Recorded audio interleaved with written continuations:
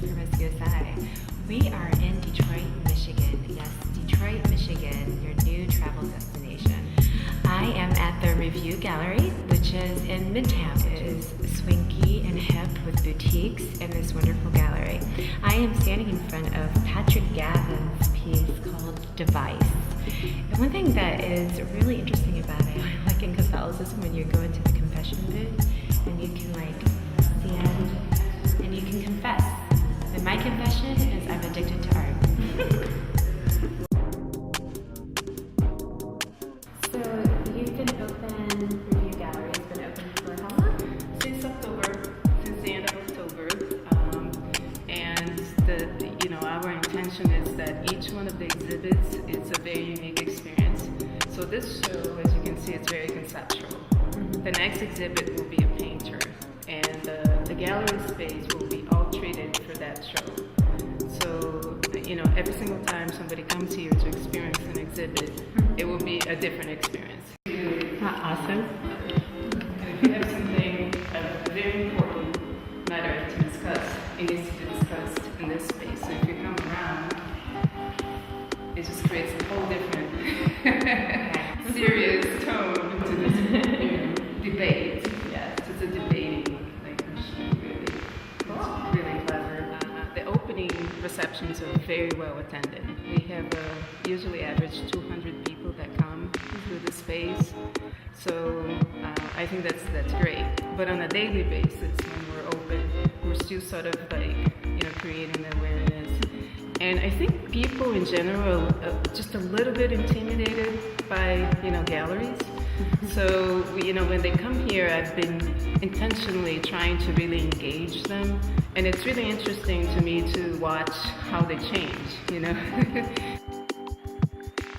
Yeah, you opened the gallery in Midtown, which is becoming kind of like a gallery district. Mm-hmm. What is the gallery culture here like? There's real connection between the businesses in the area. The people who are here are really committed to, doing something in the neighborhood. Mm-hmm. So it's been very refreshing to me.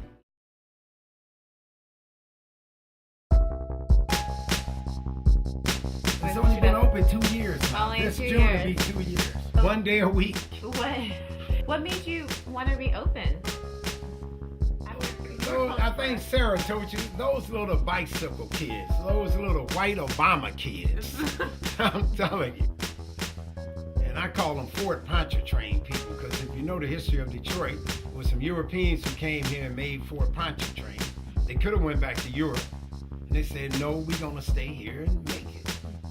And most of these little young kids came from the wealthy suburbs, and they can easily go back home.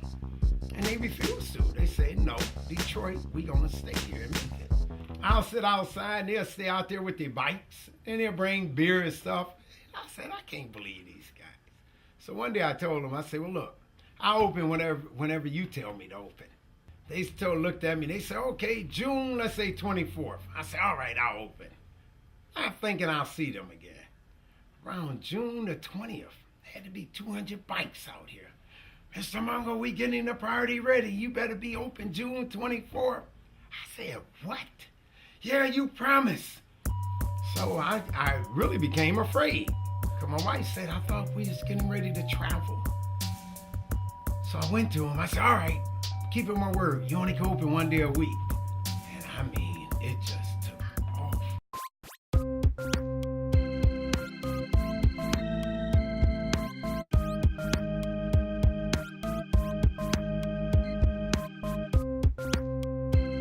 Yeah, it used to be Ciro's Restaurant, and I bought the building in 1988 because the people who owned it couldn't get a liquor license.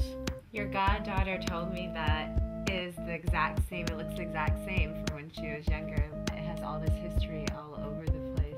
People think of it as like an archaeological dig in a way.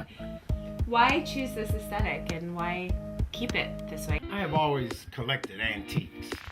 So actually, my wife would tell you that this is really not business. It's just that I didn't have any place else to store it. Organized storing. When the question is why keep old stuff, think about it. One of the oldest and most visited sites there is the pyramids. I mean, they are old. People continue to go. So, in a sense, if it's quality old, people never get tired of it. And believe it or not, one of the most picked up item in this whole place, and even shocked me that a lot of young black kids didn't know it exists. Right there, Negro Digest. Oh. You see, I mean, from whites and blacks, I didn't know there was a Negro Digest. Another item I have up here is, it was thrown away basically. It was John F. Kennedy, 35th President of the United States of America, made his last appearance address to this Detroit audience. I think it was in October 1962. And I used to sit on now the refurbished book catalog. I used to use it and tell people, yeah, Kennedy did speak here, and people, what? And it's the booth, too. That phone booth came from a famous place in Detroit. Again, family-owned, Red Shoe Shine on Oakland. Yes, when I purchased, it was actually in Northville, and they had an auction at a farm. And when I purchased this, no one had opened it up and saw that there was about 70 perfect records. And these is not 78 as people think they are. They what they call 80s. Yes, the speed is the 80. And this is how actual plate. I mean, then. Wow, look how thick it is. Yeah. That's so cool. And I'm.